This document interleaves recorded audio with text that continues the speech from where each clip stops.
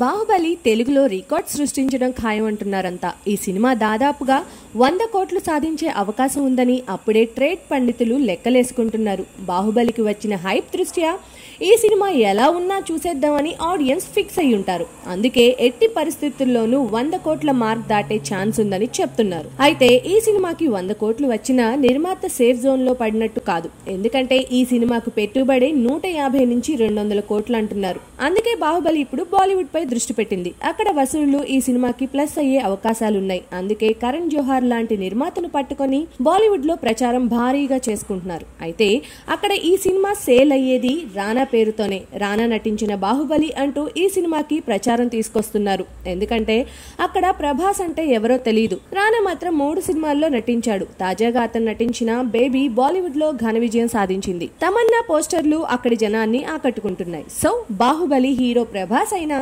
బాలీవుడ్ లో మాత్రం రానా పేరు చెప్పుకొని బిజినెస్ చేసుకుంటోంది చిత్ర బృందం.